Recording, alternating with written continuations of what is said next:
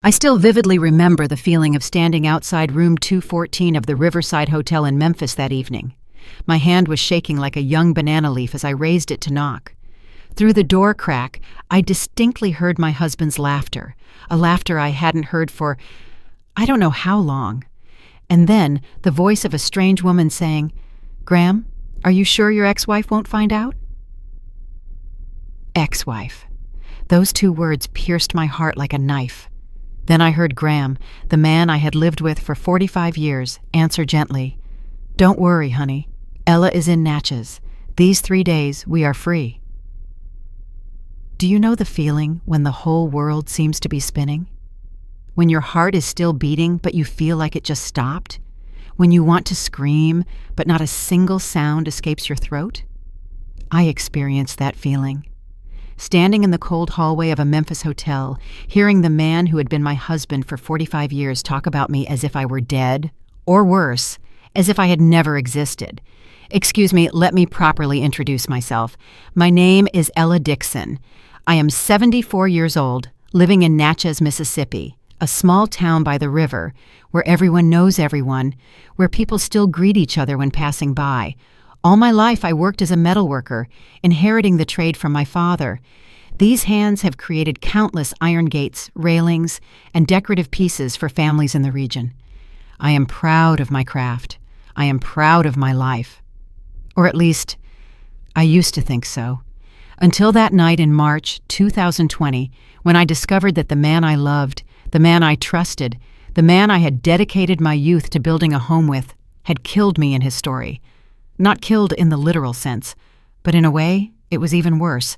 Graham had told that woman I was dead, that he was a widower, that he had lost me 2 years ago to a sudden heart attack, and while I had passed away in that story, the real me, this me, was still alive, breathing, cooking dinner every day, waiting for my husband to return, taking care of my grandchildren, watering the plants in the garden, believing I had a happy marriage. It's funny, isn't it? But before I tell you about that fateful night, about the moment I knocked on the door of room 214 and saw the brutal truth, let me take you back to 1975, the year I was 24, young, naive, and believed that love was forever. The year I met Graham Dixon, the handsome, intelligent man with a smile that could make my heart flutter. The year I didn't know that later, that love would turn me into a wife who sacrificed everything, only to be erased from the life of the man I loved. But back then, I didn't know that. Back then, I was just a 24-year-old girl standing in my father's iron workshop, hair tied up high, holding a hammer, intently bending an iron rod into the shape of a rose petal. And then the workshop door opened. The afternoon sun of April streamed in, followed by a silhouette. A tall man, wearing a white shirt with rolled-up sleeves, holding a notebook, with the warmest smile I had ever seen. "Excuse me, is this Mr. Dixon's workshop?" That was the first sentence Graham said to me. And from that sentence, my life began to change. If you find this story touching your heart, please press like to encourage this 74-year-old lady. Subscribe to the channel so you don't miss other emotionally charged, real-life stories. And leave a comment to let me know where you are, what time it is, and whether you have ever trusted someone absolutely, only to find out they were not the person you thought. Now let me tell you my story from the beginning. From that day in April 1978, when it all first began, the early years of my marriage with Graham were simple yet full of warmth. We got married in 1978, when I had just turned 24. I worked as an accountant at a small store in Natchez, and he was a history teacher at the local high school. We weren't rich, but we had enough, and most importantly, we had each other. Our first house was tiny, just 2 bedrooms, with a faded red tile roof, but every brick in it bore the mark of our hands. Graham built the bookshelves, I repainted the walls. Every evening, after dinner, we would sit on the porch, watching the sunset cast over the Mississippi River. Then Jamal was born. I still remember the feeling of holding our first child, a small but strangely strong being. Graham beamed. "I will teach the boy everything I know about this world," I replied, and I will teach him how to love. We were a perfect team. Graham worked during the day while I quit my job to stay home and raise our child. When Jamal was 4, Zoe was born, a petite girl with big, round, dark eyes just like her father's. I always used to say, Zoe is Graham's soft side and Jamal is my hardware. We laughed because back then, everything was still so peaceful. But like every life, peace didn't last forever. When Jamal started school, Graham began teaching extra classes in the evenings to earn more income. I didn't complain. I knew he wanted to provide a better life for our family. I took care of the 2 children, baked, sewed, and then took on bookkeeping work for a small store to supplement the income. There were days I was exhausted, but when I saw the children sleeping soundly, I would smile. Just a little more effort. Sometimes, a woman doesn't know how strong she is until everyone around her needs her, and she has no choice but to stand firm. The 80s passed like that. We moved to a larger house, close to the school where Graham taught. He was promoted to assistant principal. I, meanwhile, became the woman behind the man, the one who ensured everything at home ran smoothly. In the morning, I prepared breakfast for the whole family. At noon, I picked up the kids and tutored Zoe. In the evening, I waited for Graham to return so we could all eat together. He would always say, "Ella, if it weren't for you, I could never have come this far." Those words made me believe that our love, though no longer passionate, was still as steady as the roof over our heads. By 1987, Graham was promoted to principal. He was busier, often in meetings, but he still tried to come home every Friday night. I started joining the Parents Association at Jamal's school, organized fundraising, and taught children to read on weekends. I found joy in helping others. A part of me was revived. Occasionally, we would go on a picnic together. Zoe would laugh heartily as Graham taught her how to fly a kite. Jamal would run around with the old camera I bought at a flea market. I would sit and watch them, my heart full of happiness. I thought, perhaps this is what people call enough. But that enough had another side. It made us stop dreaming. Graham began attending conferences far away, working later. I still trusted him, never doubting, because to me, Graham was the model man, a good husband, a good father, and a trustworthy life partner. Sometimes I would dream of returning to work, but Graham said, "You don't need to, Ella. I earn enough for the family. Just stay home with the kids." And I listened, because back then I thought that was love. Looking back now, perhaps that was the beginning of losing myself. There are moments when we think we are living in happiness, but in reality, we are quietly disappearing, little by little, to maintain the peace for others. By the late 80s, the children were older, and Graham was promoted to school district superintendent. I was proud, but at the same time, I felt a distance opening up. He talked to me less and about work more. The dinners became quieter, and I didn't realize that we were slowly heading in 2 different directions. The 1980s gradually passed, and the seemingly stable life of my family began to undergo small shifts, changes that were not noisy, yet sufficient to unsettle the heart. Graham was busier than ever. He became the principal of the largest high school in the Natchez area, always leaving early and coming home late, always busy with meetings, and always having things to resolve. At first, I felt proud. He deserved all that success. But as the evenings spent together dwindled, a void began to form in my heart that I didn't even realize. In the evening, I ate with the children first, then saved a portion for him. He usually returned when I had already tucked Zoe into bed. Jamal was doing his homework, and the house was only filled with the ticking of the clock. "I'm sorry, Ella," he said, hanging up his coat. "The meeting ran longer than expected." I smiled, clearing the dinner table. "It's okay, you go ahead and eat." But within that smile, there was already a hint of weariness. People don't realize when love fades. It doesn't disappear in a storm, but dissolves gradually, like morning dew, withdrawing from the leaves a little bit each day. I started feeling redundant. Whenever Graham talked about work, I no longer understood everything.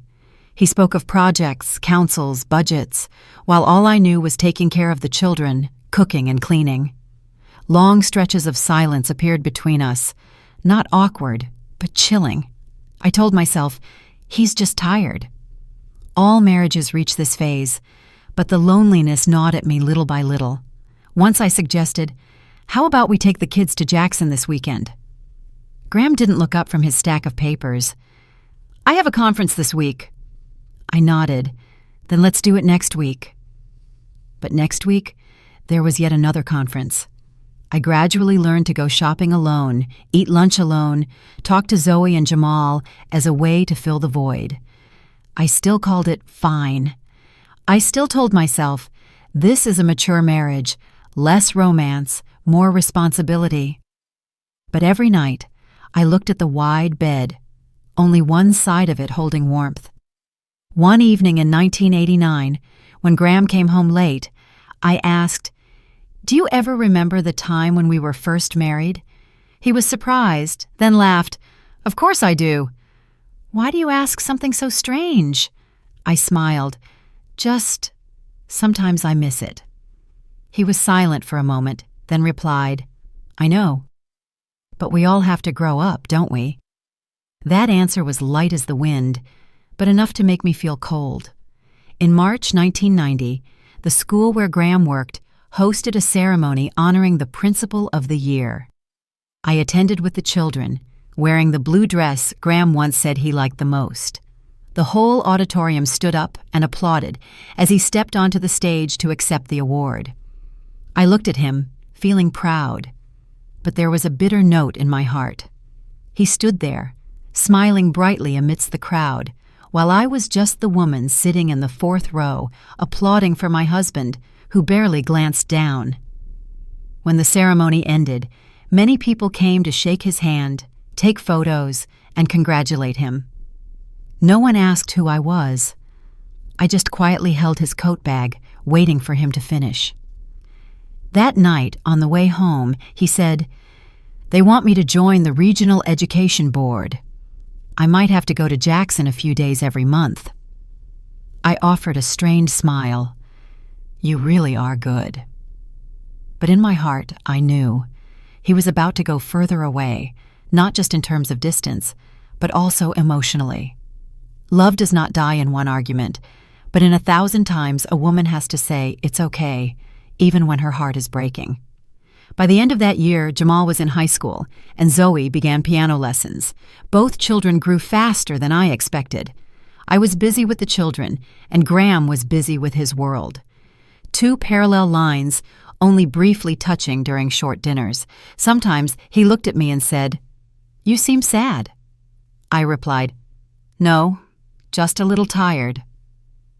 But in reality, I was sad. Sad because I realized I was slowly disappearing from my own story. One night, after Graham had fallen asleep, I sat alone in the kitchen, looking at the faint yellow light reflecting on my teacup. I thought about my life.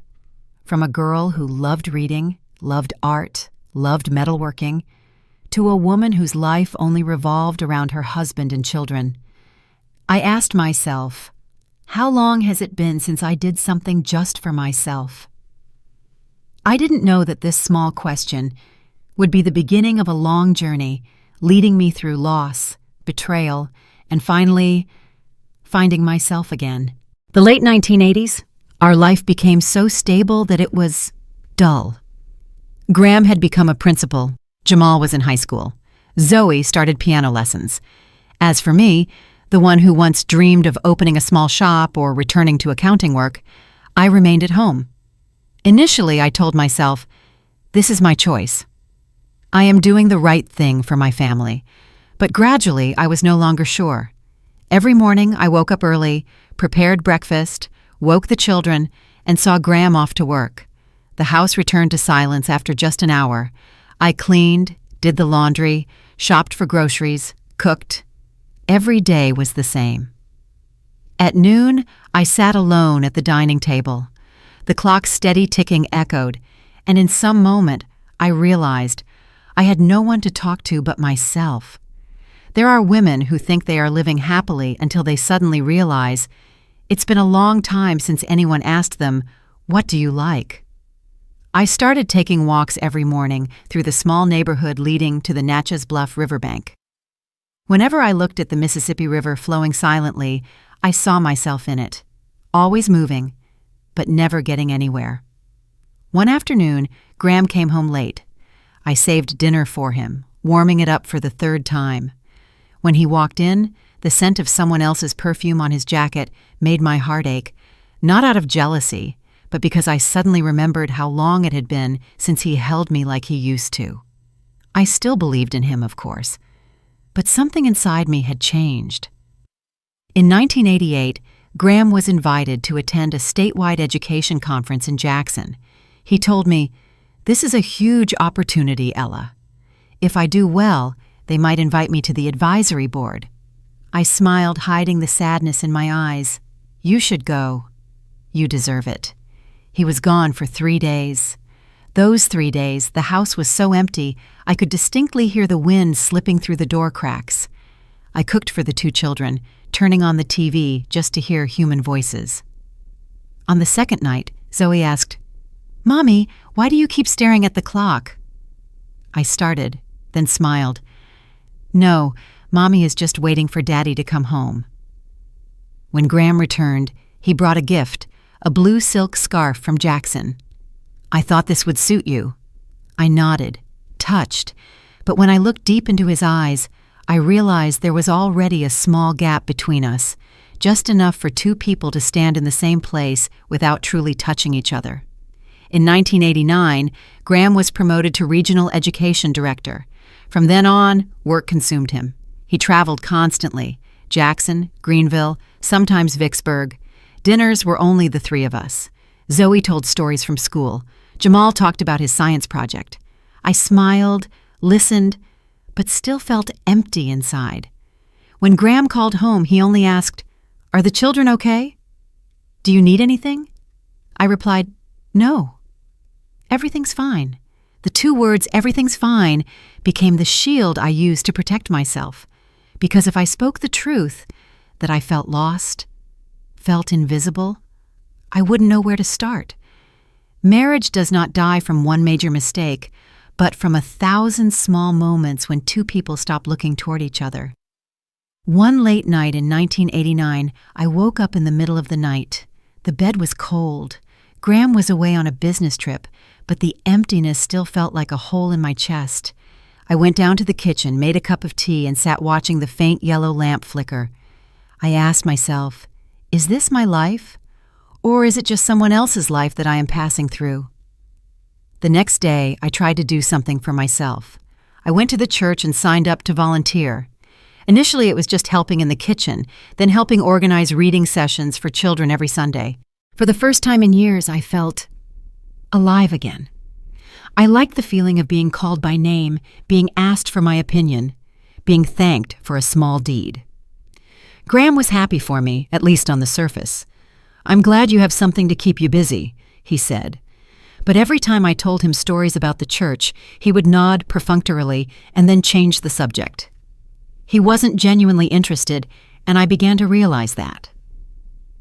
In the spring of 1990, Graham was officially appointed to the State Board of Education. "I have to go to Jackson 2 days a week," he said, his voice full of pride. I smiled, congratulating him. That evening I set the dining table, still 4 settings. But when I looked at the 2 empty chairs of Jamal and Zoe, who were growing up fast, and then the chair of Graham, which would also be empty every Tuesday and Thursday, I knew. The only thing still full in this house was the void. I poured myself a glass of wine, sat down, and watched the yellow light reflect on the wall. "Ella," I whispered, "don't let yourself disappear."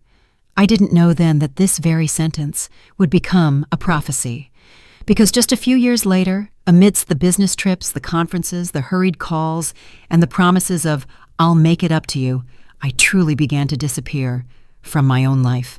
From the mid-1990s until around 2016, my life with Graham passed in a kind of peace that people often call stability. No tragedy, no turmoil, just days succeeding one another. Regular, monotonous, and it seemed none of us realized we were merely drifting.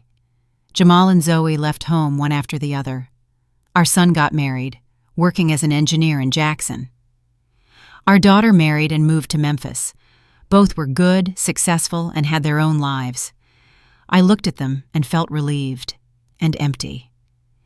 In the early years of the empty nest, I thought it would be the time for Graham and me to rediscover each other.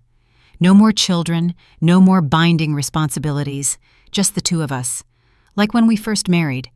But I was wrong. The house suddenly felt too large. Meals were only for two, but the routine was exactly the same. I cooked, he ate, then he cleared his plate and moved to the living room to watch the news. We spoke less, but we didn't argue, and that was the scary part. It wasn't because we were in conflict, but because there seemed to be nothing left to say. Graham became increasingly busy. He was invited to be the regional education director, then a consultant for various boards. I listened as he talked about projects, policies, budgets, and students somewhere far away. I smiled and listened, but I realized I was no longer truly present in his world. He woke up early, came home late, sometimes traveling for several consecutive days. I became accustomed to hearing the sound of his car starting up and then fading beyond the gate. Every time he left, I stood on the porch watching him go, feeling both proud and disappointed. There were nights he came home late, the scent of the wind mixed into his jacket, the smell of hotels, the smell of long roads, the smell of places I had never been. I never suspected anything. I just thought, he's tired, he's carrying a heavy load. There are women who are betrayed not by another embrace, but by the increasingly long silence from the man they love. In 2005, Graham began accepting invitations to more out-of-state education conferences, Baton Rouge, Atlanta, sometimes even New Orleans. He always said, "Just a few days, Ella. They need my help consulting on the new program," and I always believed him. I packed his luggage, reminded him to bring his jacket, and stood at the door to wave goodbye. He still called home, regularly, like an obligation. "Have you eaten? How are the children?" "Still fine. Please remember to eat properly." Then we would both laugh, but the laughter faded over the years. The calls became shorter. The "I'm very busy, I'll call you back" became more frequent. And I, still the woman waiting for the phone to ring, gradually learned not to expect it anymore. In 2010, when Graham retired after over 40 years of service, I was overjoyed. "Now we have time for each other," I said, my eyes lighting up. "We can travel, visit the children, go somewhere a little further." He smiled, half happy, half awkward. "Yes, definitely." But less than 2 months later, he accepted a consulting position for a nonprofit educational organization in Memphis. "I don't want to sit still, Ella. I'm afraid of falling behind." I nodded, suppressing a sigh. "I understand." Then the trips to Memphis began. Initially 2 days a week, then 3, then 4. He assured me, "It's just work. Don't worry." And I still believed, because I had never had a reason not to. I still took care of the house, gardened, cooked, and occasionally went to Memphis to visit Zoe and play with my 2 small grandchildren. My life was simple, regular, gentle, like the woman I had become. But sometimes, in the middle of a rainy afternoon, I suddenly thought, does Graham still remember how it felt when we first held hands? Then I scolded myself. "Stop overthinking, Ella. At this age, what more romance do you expect?" In 2013, small changes began to appear. Very small, enough to make my heart subtly sink, but not enough to set off an alarm. Graham became more concerned with his appearance. He bought a new pair of athletic shoes, signed up for a gym membership. "I want to stay healthy," he said. "Men my age are prone to heart disease." I smiled. "That's good. You should exercise." But then he started dressing differently. The old suits were buried deep in the closet, replaced by fitted khakis and bright-colored shirts. His cologne changed too. No longer the familiar Old Spice he had used for 20 years, but a new scent, light, young, unfamiliar. I asked, "Did you change cologne?" He replied, "The old one ran out." This kind was given to me by an employee in Memphis. I nodded, but a very small crease formed in my heart. That strange feeling I couldn't name. Then came the phone. Before, he used to leave his phone everywhere, on the dining table, the sofa, even in the kitchen. But starting around 2015, he always kept it with him. Wherever he went, whatever he did, the phone was in his pocket. Whenever a text message arrived, he would glance at it quickly, then flip the phone face down on the table. One evening, as I was folding clothes, I heard him laugh softly in the living room. That sound of laughter, I hadn't heard it for a long time. I walked out. "What's so funny?" He turned, startled. "Oh, nothing. Just an old story a colleague told me." Then he stood up and went upstairs. I watched him, saying nothing. But my intuition told me that something was shifting, silently, like a crack beneath the floor. Great storms don't arrive with thunder, but with small changes that make us think, it must be just my imagination. By 2016, Graham turned 65. His hair was much grayer, but his gait was still strong. He told me, "I feel younger, Ella. Memphis gives me energy." I smiled. "That's good, as long as you're happy." But inside, a vague fear grew, a fear that this new energy came from somewhere I didn't know. We still ate dinner together, still said goodnight before turning off the light. But between those two wishes was a distance as long as a lifetime. I didn't know that just 2 years later, these small changes would turn into the naked truth. And my life, after 40 years of being a wife, would shatter in a single moment. One night in March 2018, I woke up at 2 a.m. The space beside me was empty. I went out to the living room and saw Graham sitting in the dark, the light from his phone illuminating his face. He was typing a message, smiling. "What's wrong?" He jumped, nearly dropping the phone. "Ella!" "You startled me. I couldn't sleep, checking the news." "At 2 a.m.?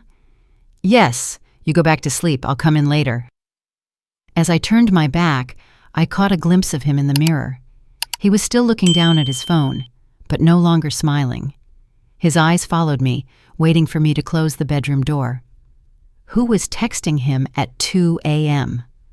From then on, I paid closer attention. In April, a credit card statement.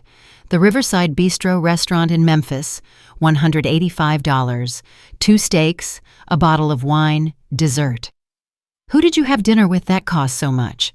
I tried to keep my voice normal. "Colleagues, celebrating a successful project." "Which colleagues?" "Michael and Jennifer, 2 people on the advisory board. Jennifer, a woman's name. Did Michael bring his wife?" "Michael isn't married. Why do you ask?" "No, I was just asking." But in my heart, an unpleasant pebble began to lodge in my shoe. In May, Graham went to Memphis for 3 days. He called every evening, but shorter than usual. "I'm very busy. I'll call you back later." "Yes, okay." But he didn't call back. Once, at 9 p.m., I called. No answer. 9:30 p.m., still no answer. At 10 p.m., he called back, "Sorry, I was in a meeting." A meeting from 9 to 10 p.m.?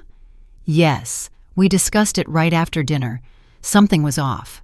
But there was no proof, just a feeling. In June, I cleaned the old Honda he usually drove to Memphis. Under the driver's seat, a small blue handkerchief embroidered with the letter A. It wasn't mine. I didn't own one like it. I raised it to my nose, a light floral scent of women's perfume. My heart pounded. Who was A? That evening, I placed the handkerchief on the dining table. "Honey, I found this in the car." He glanced down. Something flashed in his eyes. Fear? Then disappeared. "Oh, that's Mrs. Anderson's, the principal of Riverside School. I gave her a ride to a meeting once, and she left it behind." "Why didn't you return it?" "I forgot. Thank you for reminding me. I'll return it next week." The answer was too quick, too smooth, as if prepared. In July, our 42nd wedding anniversary, I prepared a special dinner, lobster, his favorite dish, along with an expensive bottle of wine. I wore a beautiful dress I rarely wore. Graham arrived home at 8 p.m. "Sorry, got held up at work. The dinner was cold, so I reheated it. We ate quietly." 42 years now, right?" I said. "Yes, a long time. No flowers, no gift, not a single word of congratulations." After eating, he said he was tired and went to bed early. I sat alone in the kitchen, looking at the happy anniversary cake, and felt my heart chip away. When did we become so distant?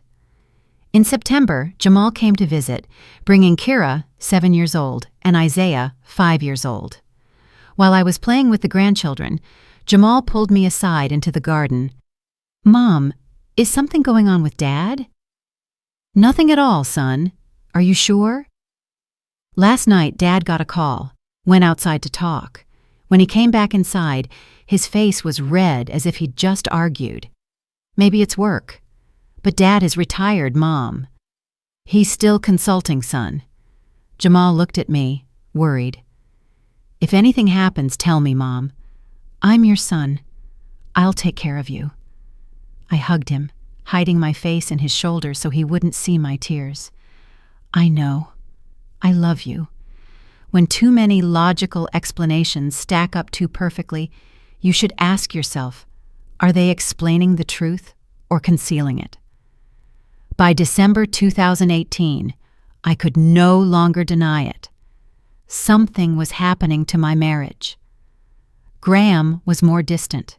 He touched me less, slept with his back turned, buried his face in the newspaper or his phone at breakfast, talked without looking me in the eye. The trips to Memphis were longer, more frequent. "I'll be in Memphis for 3 days this week. 4 days next week. There's a conference in New Orleans this weekend. I have to go." I sat in the wide, empty house wondering, is he really on a business trip, or is he seeing someone? I hated myself for thinking that. This was Graham, the man I had lived with for 43 years, the one I trusted absolutely. But people change, love fades, and sometimes people look for something new to feel alive. I just didn't know, until the truth came out, it would be more devastating than anything I had ever imagined. In February 2019, I did something I never thought I would do. I followed my husband, not because I wanted to, but because I needed to know. The feeling of being suspended in doubt, like dripping acid, it was eroding me daily, stealing my sleep, my meals, and my peace even within my own home. I needed the truth, no matter how devastating it was. That Tuesday, Graham said he had to go to Memphis. "Meeting all day. I'll be back late, around 8 or 9 tonight." "Okay, be careful." He kissed my forehead, quick, automatic, devoid of warmth, and drove off. I waited 15 minutes, then got into my car and followed the route towards Memphis. My heart pounded, my hands trembling on the steering wheel. I felt like I was doing something wrong, even though the person I was following was my husband, and I had the right to know. Natchez to Memphis is about 2 hours. I wasn't sure what I hoped for. Maybe I just wanted to see Graham walk into an office building, genuinely attend a meeting, so I could sigh with relief. I suspected him unfairly. But when I reached Memphis, I didn't know the address. I only knew the name of the organization, Southern Education Initiative, but not where they were located. I drove around like an idiot. Then an idea struck me. I called Graham. He answered after the 3rd ring. "What is it, honey?" "Nothing, I miss you. Where are you?" "In a meeting. Do you need anything? I'm busy." "No, I just wanted to say, I love you." A very brief silence. "Me too. I have to hang up." I held the phone close to my ear, listening to the background noise. It wasn't the sound of a presenter or papers rustling. It was soft music, the clinking of dishes, the sounds of a restaurant, not a conference room. I turned the car around towards Natchez. My chest felt heavy. Once home, I sat silently in the kitchen, staring at the phone, and made the boldest decision yet: hiring a private investigator. I searched online for Private Investigator Memphis and found an office specializing in marital cases. I called. Memphis Investigations, how may I help you? I want to hire someone to follow my husband. Do you suspect infidelity? The word infidelity sounded heavy as a stone when I voiced it. I'm not sure. I just want to know the truth. I understand. Can you come to the office? We need information: schedule, photo, license plate, usual haunts. Yes, I will come. The next day, I drove up to Memphis, telling Graham I was visiting an old friend. The detective's office was on the second floor of an old building, the wooden stairs creaking. The person who greeted me was Ms. Carter, in her 40s, short hair, black suit, her gaze both professional and sympathetic. Tell me about your husband. I told her everything: the changes, the cologne, the handkerchief, the late-night calls, the increasingly long trips. Ms. Carter took notes calmly. Do you have a photo of your husband? I gave her a photo from Graham's birthday last year.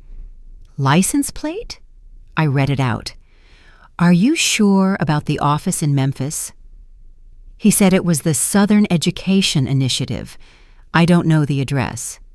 We will find it. The fee is $150 an hour, minimum 10 hours. You will prepay $1,500. 3 days of surveillance, photos, detailed report preparation. $1,500 was a large sum for me. I didn't have an income, only access to our joint funds. But I had a small account my mother left me, $5,000, which I had never touched. I agree. 3 days later, Miss Carter called. We have the results. Can you come to the office? Her voice was serious. It carried no hint of good news. On the same day Graham went to Memphis, I also drove up to meet Miss Carter. She placed a thick envelope on the table. I'm very sorry. She opened the envelope and handed me a series of photos. Photo 1, Graham standing in front of a riverside coffee shop holding flowers. Photo 2, he is sitting opposite a woman with light brown hair, around 60, elegantly dressed. Photo 3, they are holding hands across the table. Photo 4, they stand up, Graham hugs her. Photo 5, they get into a car together, not Graham's car. Photo 6, the car arrives at a small house on the outskirts of Memphis. Photo 7, they enter the house, the door closes. I held the photos, my hands shaking. The woman's name is Arlene Blackwood, Ms. Carter said. 60 years old, a widow living alone in Memphis. Owner of a high-end furniture store on Beale Street. People around there say she has a boyfriend, a retired teacher from Natchez. They've known each other for about 2 years. 2 years. 2 years Graham had been living 2 lives. Ms. Carter hesitated. There's one more thing. Ms. Blackwood's friend mentioned that she said her boyfriend is a widower, that his wife died of a heart attack 2 years ago. The world spun. He said I was dead? Miss Carter nodded, her eyes full of pity. I'm very sorry. I don't remember how I drove back to Natchez. I only remember pulling over at one point, burying my face in the steering wheel, crying like a child. 42 years of marriage, and my husband erased me from his life. Not just cheating, not just lying. He killed me in his story. In Graham's world, I was dead. While in the real world, I was still home cooking for him, doing his laundry, waiting for him, worrying about him, loving him. I spent my whole life building this family, sacrificing my career, my passions, myself, and this is what I got in return. I didn't go home immediately. I drove to the cemetery where my parents rested. I sat by my mother's grave, my hand resting on the cold tombstone. Mom, I was wrong. I gave up everything for one man, and now, in his story, I am dead. The evening wind rustled through the ancient oak trees, leaves falling lightly. There are truths that make us collapse, but they are also the very things that make us stand up, in a different, harder way. Sitting long in the silence, I felt something shift inside me. The pain and humiliation still ached, but alongside them, another sprout began to emerge. Anger, not explosive, but cold, clear, unwavering. 42 years as a devoted wife. I trusted, sacrificed, loved wholeheartedly. I deserved respect. I deserved the truth. I stood up, dusted myself off, and looked at my mother's tombstone one last time. I'll be fine, Mom. I'll find the truth. And from now on, I will decide my own life. I turned my back, left the cemetery, and drove home. In my mind, a plan began to form. I wouldn't just look at photos or hear reports. I would see it for myself.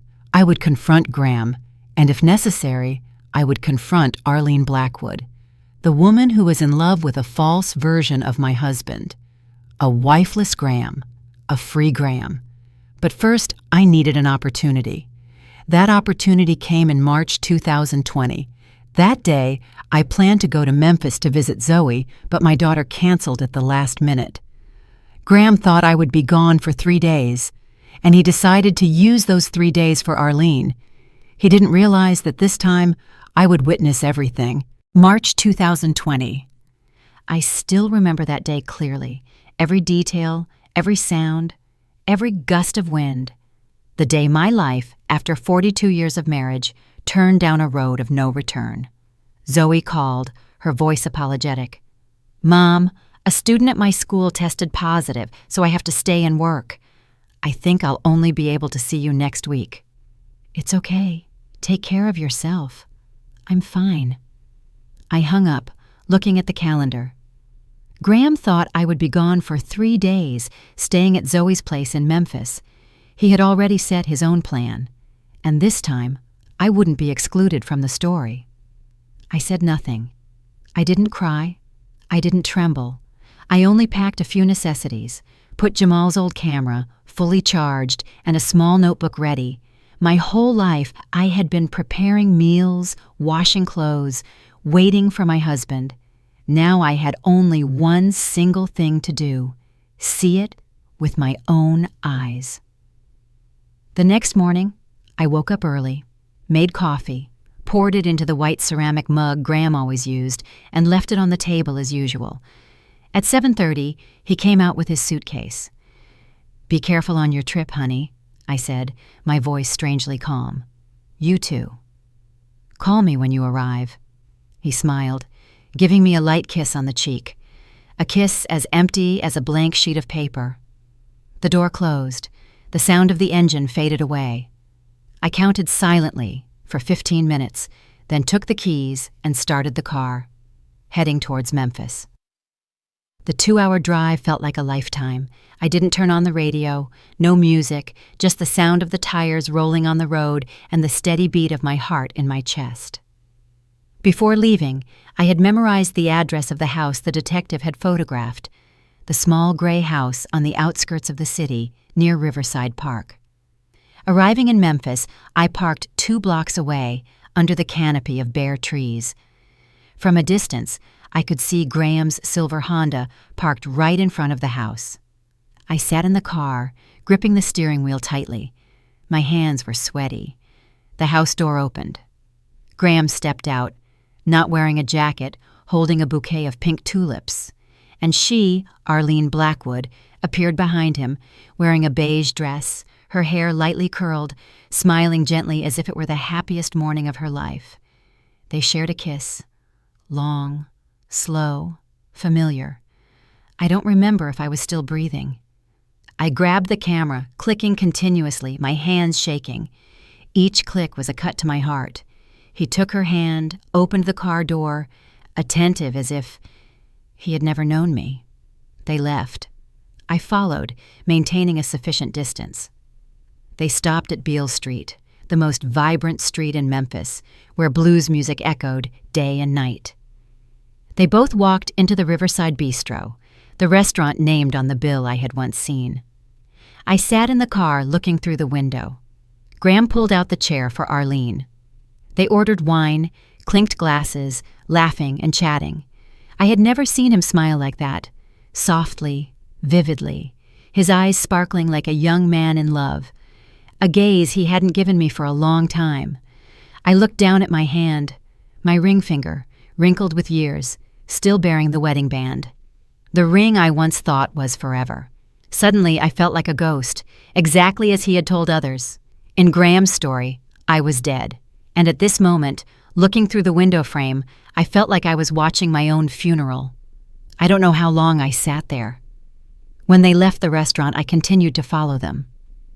As evening fell, they stopped at a supermarket to buy groceries, wine, flowers, bread, cheese. Then they returned to the small house by the river. I parked my car on the opposite corner. The sun had set. Light spilled out from the windows. Graham's shadow briefly appeared in the living room pouring wine. Arlene sat opposite, smiling, saying something that made him laugh. They put on music. Etta James' voice softly resonated. "At last, my love has come along." I recognized the song. It was the song we danced to at our wedding in 1978. I couldn't bear it. I opened the car door, stepped out, my legs trembling but my heart hardening. I crossed the street, walking straight to the front door. I didn't knock. I opened the door and walked in, because I knew Graham never locked it.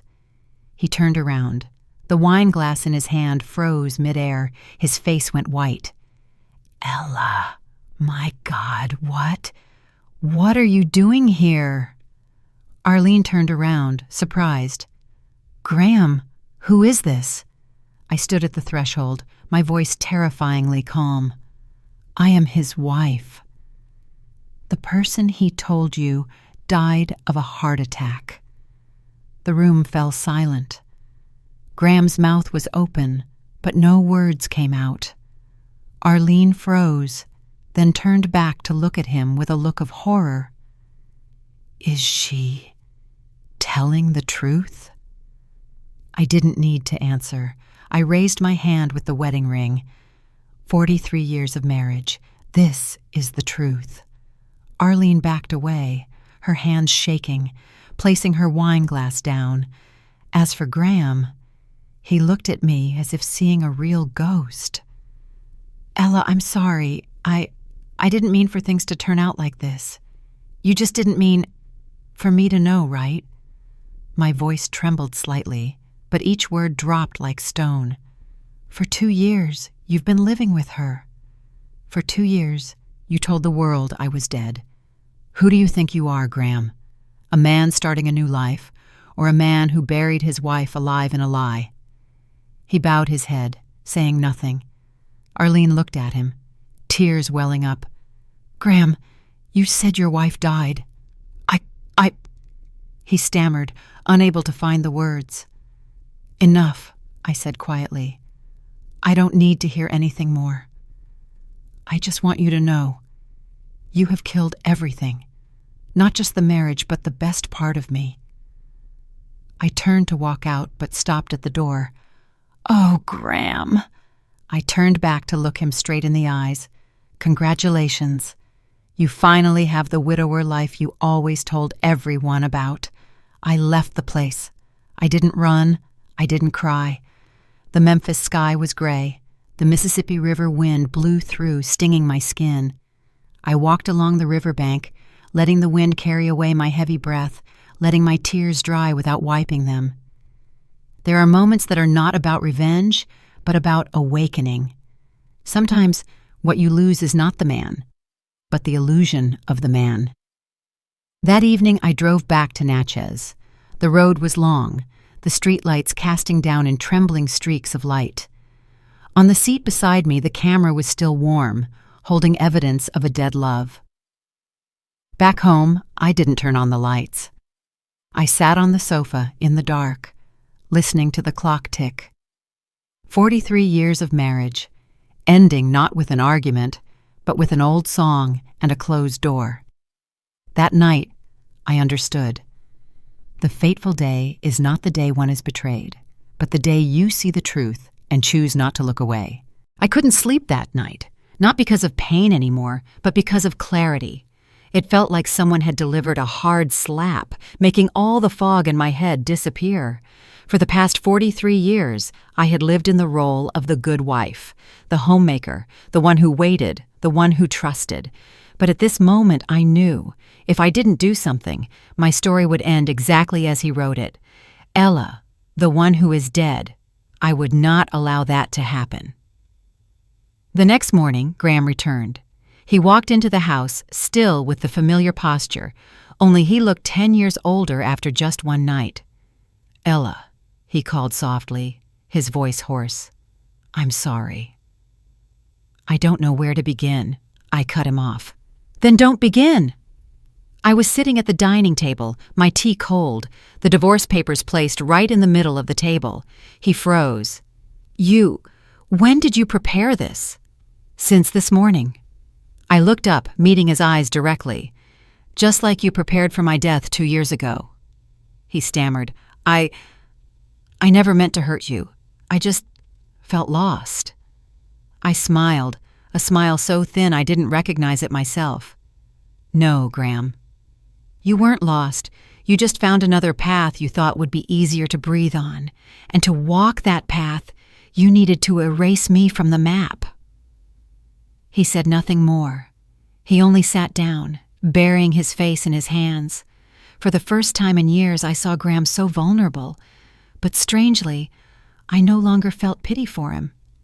When a woman who has been betrayed stops crying, it's not because her heart has run dry, but because she has learned how to let the blood flow without tears. In the afternoon, I called Jamal. Son, I need to talk to you. His voice was anxious. What's going on with you and Dad?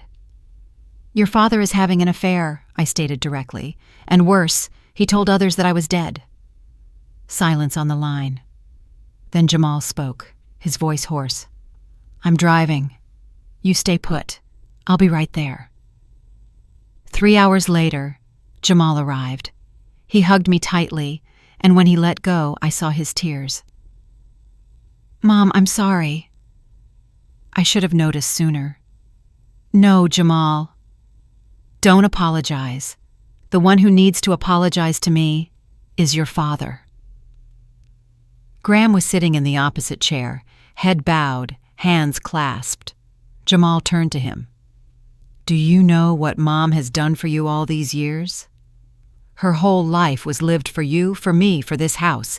And you— Enough, Jamal, I interrupted. Don't say another word. It's not worth it. I stood up, holding the divorce papers. Your father will sign. Because I will not live in a house where people treat me like a ghost. Jamal looked at me as if he had just seen a different woman. And perhaps he had. Because the old Ella, the resigned, the waiting one, had died last night in Memphis. The woman standing here was someone else, clear-headed, composed, but chillingly firm. 3 days later, Graham left the house. He didn't object, didn't rationalize anymore. He only took a small suitcase, paused at the door and said, I know I've lost everything. I just hope, one day, you forgive me. I didn't turn back. I don't need forgiveness to live, Graham. I need freedom. The door closed. For the first time in 43 years, the only sound in this house was my own. In the following weeks, I reorganized every corner of the house, every item, the mug he once used, the shirt he forgot, the faded wedding photo frame was packed, put into boxes, and sent to him via post. I wanted this house to breathe again. Every morning, I made coffee, opened the windows to let the sunlight flood in. I started walking around Natchez Trace Lake, joined a painting class that I had put off for 20 years. Initially, people asked, "Where's your husband?" I just smiled. He's in the past. The answer was brief, but it marked the closing of an entire chapter. In June, I received a handwritten letter from Arlene Blackwood, a beige envelope with rounded handwriting. Dear Ella, I don't know what to say except for 2 words. I'm sorry. I was completely unaware of your existence. Had I known, I never would have. I stopped halfway through, then folded it and put it in a drawer. Not because I was angry, but because I understood. When a woman loves the wrong man, she is not the most at fault. I didn't need the apology anymore either, because my life didn't stop at being betrayed. Some pain comes to remind us that we are still alive, but living does not mean standing still looking at the past. It means moving forward, even with a cracked heart. A year later, on my 68th birthday, Jamal and my 2 grandchildren brought a cake. Kira blew out the candles and shouted, "Make a wish, Grandma." I laughed. I wished Tanati to travel somewhere far next time, maybe Europe or Hawaii. Kira cheered, "I'll go with you." Jamal looked at me, his eyes full of pride. "You're so different now, Mom." I replied, "I'm just being myself again." That evening, after everyone left, I sat on the porch, watching the sunset cast over the Mississippi River. I recalled the fateful night in Memphis. No more pain, only peace. I opened my notebook and wrote a few lines. Sometimes, the cruelest thing is not being betrayed, but realizing how long you've lost yourself in love. But from that very ruin, you can start over, this time with yourself as the center. I put the pen down smiling. I was no longer Graham's wife. I was Ella Monroe, a woman who had gone through devastation, but who still stood tall, still knew how to cherish life, and knew her own worth. Outside, crickets chirped, and the smell of wet grass lingered. A new chapter was beginning, without fear, without lies, only freedom and light. 2 years after the divorce, my life was calmer than ever before. I no longer woke up in the middle of the night from nightmares, no longer looked at the empty side of the bed with a searing sense of void. Instead, I woke up early every morning, made coffee, opened the windows to let the sunlight flood in, and wrote. Initially, it was just a few journal entries about the days I learned to breathe again, how to walk alone without fear. But gradually, more women began to seek me out. They heard my story from a small talk at the Natchez Library, and the word spread. They came with tear-filled eyes, their hands trembling as they held a teacup, saying, "I also thought I couldn't live without him." I would just smile. "You will see, you can still live, and even live better." I started a small group, naming it the Second Bloom. Every week we met at the Riverside Cafe, sharing stories, drawing, reading, and writing. No one judged anyone. No one hid their tears. And each time, I felt it more clearly. From my own brokenness, I was sowing new seeds for others. Sometimes, the strongest thing we possess is not a heart that has never been broken, but a heart that has shattered and still knows how to love again, truly being ourselves.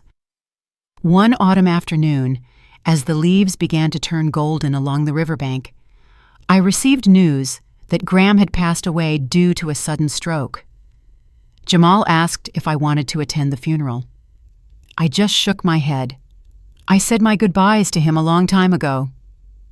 That evening I lit a candle, not for him, but for the woman who once believed in him. I watched the candle flicker and whispered, "Thank you, Graham. Because of you, I learned how to love myself." Now, whenever I stand before the women in the Second Bloom group, I often say, we were not born just to be someone's shadow. We were born to shine, even if we were once submerged. And as the afternoon sun poured through the window, I looked at those faces, those who were once broken, now smiling, strong, and living authentically. I knew my journey was not meaningless. I, Ella Monroe, died in one man's story. But I was reborn, in the stories of dozens of other women who are learning how to bloom a second time. If you are still watching until this point, perhaps you too have gone through pain similar to Ella's, betrayed, deceived, or worse, erased from the life of the very person you once believed was everything. But remember this: betrayal is not the end of the sentence. Sometimes it is merely a comma, so you can begin a new story about a woman who is stronger, wiser, and more free than ever before. Ella did not win because she sought revenge. She won because she chose not to lose herself. And that is the greatest victory a woman can ever have. If you have ever had to stand up after your heart was broken, please share in the comments section. How did you overcome it? Your story might be the small light that helps someone else find themselves again. And if you believe that stories like this deserve to be told, please hit subscribe to not miss out on journeys of courage, of true love, and of second blooms. Thank you for listening to the story of Ella Monroe. See you in the next story, where another heart will also learn how to live and bloom once again.